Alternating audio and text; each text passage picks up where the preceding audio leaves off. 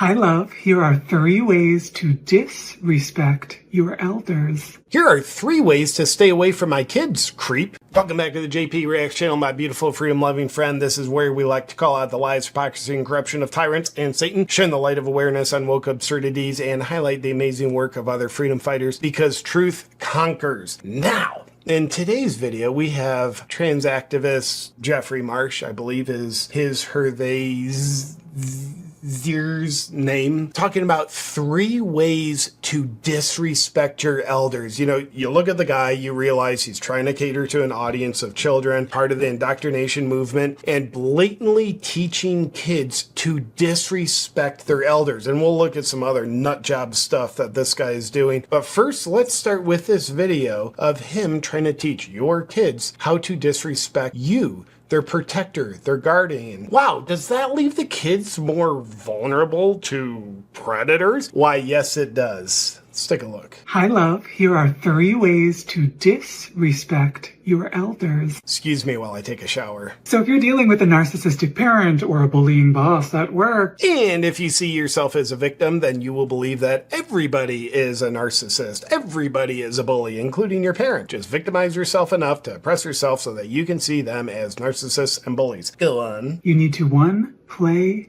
innocent. Wow, if that's not creepy enough. This guy telling kids, you need to play innocent. There's some sort of secret code or language they're using to try to get you to do what they want. Yeah, it's called parental authority. It's not really a secret code or a secret language. It's founded in the English language, and parents being the protectors of their children, which is a job anointed to them by God to be the stewards of the soul of their children. Not this guy being the stewards of their soul. It's called parental authority. I don't mean this in a bad way, but I suspect this guy did not grow up within the structure of ideal parental authority. I think there were cracks in that armor. And all you need to do is ask, what do you mean?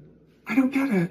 Could you explain that? So he's teaching kids to be as dumb as possible. Number 2, feel no guilt. Bullies and narcissists use guilt as leverage.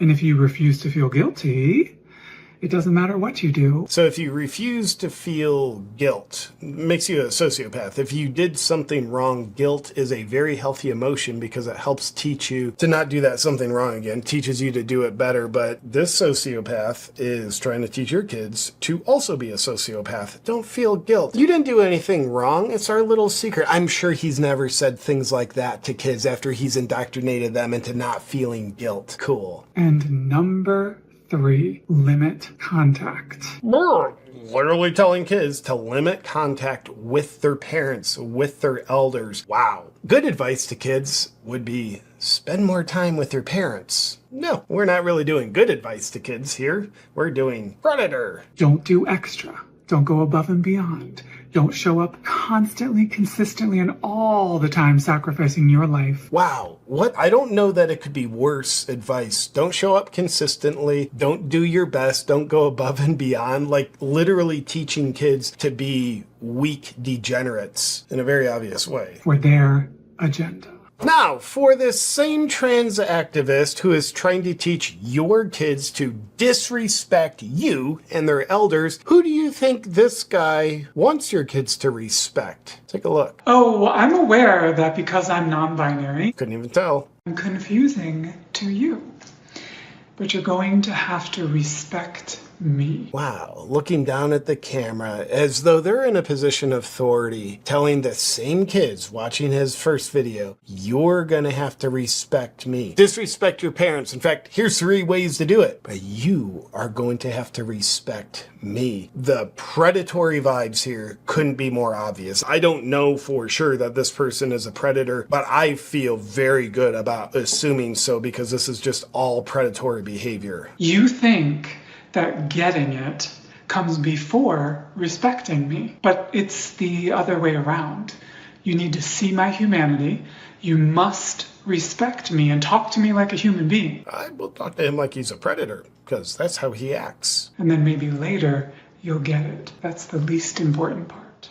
Fantastic. Now, There's one more clip of this same guy talking to you about new pronouns to use that you can't use because they're not pronounceable. Lead into this. This is a lady on Sky News Australia. They do a segment called Lefties Losing It. I love this lady's just dry, sarcastic wit. So I left that part in. So she'll lead us into Jeffrey's pronoun education. If you thought how to disrespect your elders while respecting me were good lessons, you're in for a treat. What J.K. Rowling lacks are neopronouns and xenopronouns, because apparently neopronouns aren't crazy enough. We now have pronouns that are just sounds that humans can't even make.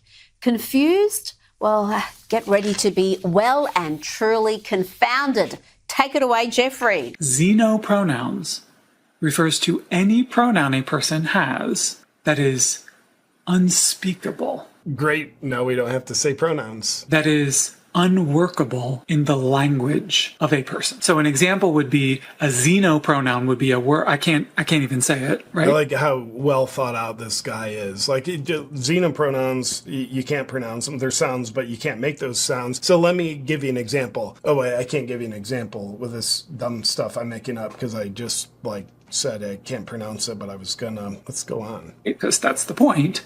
They're unsayable and sort of effervescent and unknowable, kind of like a person's gender. Oh, just like it. They're effervescent. What's your I don't know what your pronoun is. Feels effervescent, like your gender. It's just unknowable. By the way, gender is so known that this person, or perhaps friends of his, with this unknowable, effervescent ambiguity called gender, they also view gender as so certain, like, dude, I'm a woman, getting surgery, getting the hormones, I'm a woman. Well, it sounds like it's not very effervescent to you now, is it?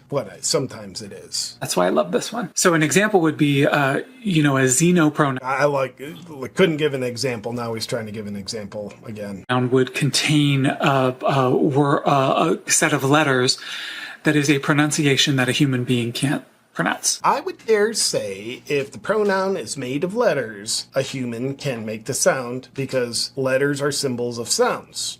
Might sound like crap. After all, it is a pronoun. It's some sound that a human being can't pronounce. Or that a xenopronoun contains an image or a concept. Yes. That it's alluding to. Yes. That is actually something that language has no way to express. Yeah, it's a concept. Well, we have language that expresses concepts. It's just words that are properly formed to express the thought that the concept represents. But aside from this, no holes in the theories here. The movement of understanding where non-binary people come from can sometimes take us into very lofty, beautiful, spiritual, poetic places. And sometimes just sheer stupidity. And by the way, in the LGBTQ community, I would be really interested just polling 100 random people. How on board are you with this guy? His disrespect your elders message, his respect me message, not your elders, and xenopronouns.